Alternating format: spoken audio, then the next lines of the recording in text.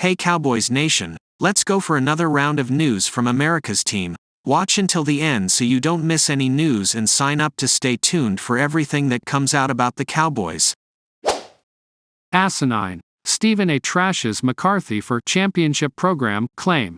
Mike McCarthy is claiming the Dallas Cowboys are a championship program. And as we sat down here at the Star during the Wednesday presser as he said it, we were not quite sure how he was coming to that conclusion, based on, the evidence. Nor were we sure how he is differentiating between what he called Dallas' present status as a championship program, and where he plans on taking America's team to being a world championship team.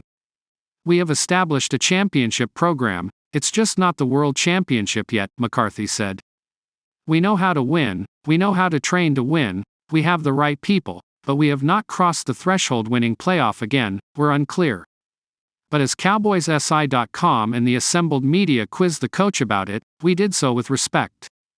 Meanwhile, from a TV studio far, far away comes a reaction with the expected disrespect.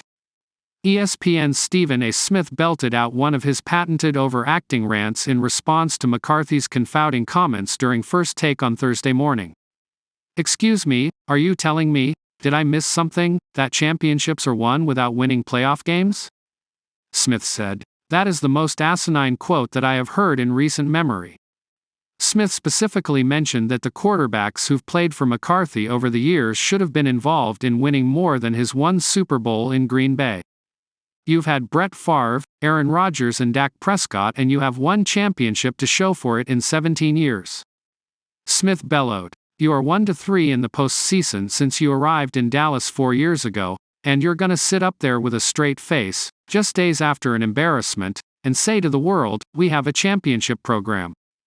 The 2024 season will see McCarthy in charge again, but on the final year of his 5-year contract. If the Cowboys can't truly be a championship team, meaning, actually winning a championship, the run figures to be over.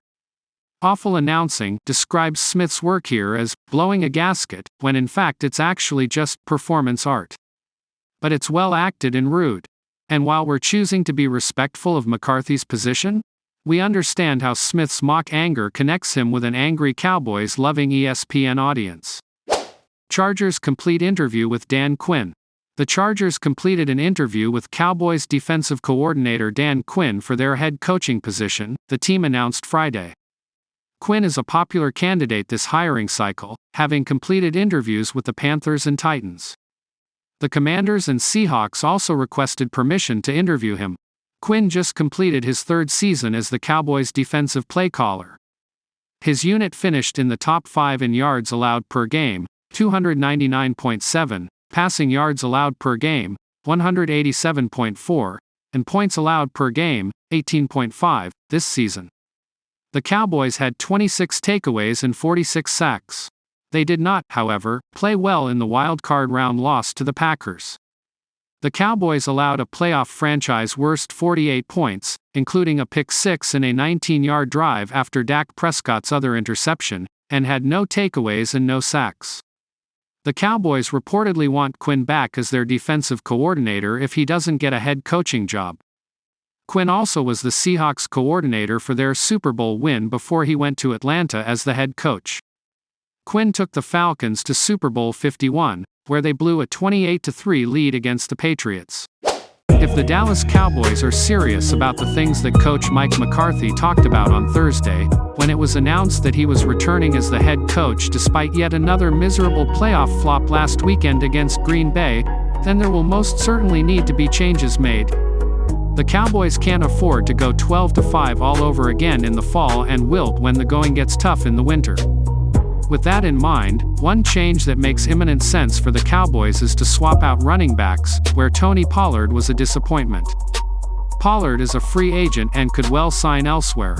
The Cowboys could fill his spot with an upgrade to the best running back of his era, Titans star Derrick Henry. Make no mistake, when Henry picks his next team in free agency, he is going to want to win. For all the Cowboys' faults, the team is loaded with talent and a tough-minded, proven workhorse like Henry could be the fit that hardens that talent into a true contender. "I want to win a Super Bowl," Henry said during an appearance on the Bussin' with the Boys podcast. "I ain't done playing, I ain't close to done playing. I still feel like I can run for another 2,000, but that's for the future to tell." Derrick Henry could sign bargain deal with Cowboys. Sure, Henry is 30 years old, which is considered ancient in running back years. He might not be the same power back he was in 2020, when he rushed for 2,027 yards, becoming just the 8th player to reach that threshold. But don't think for a moment he's lost his rough and tumble touch.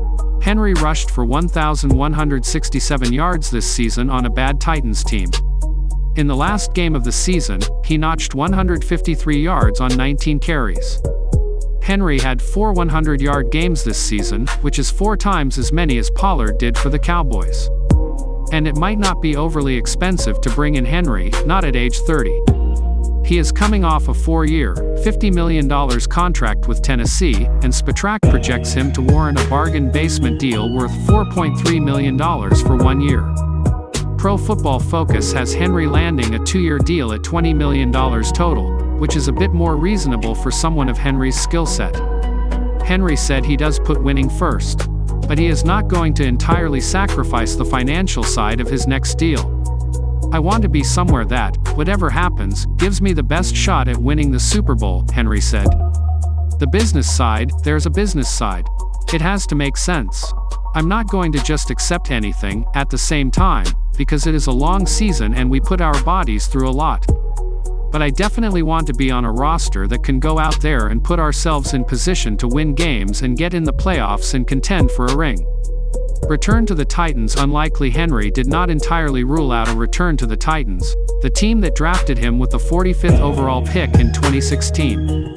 But he said he was surprised that the organization fired coach Mike Vrabel, and that it was clear to him throughout the year that the team was heading in a new direction and was going to rebuild.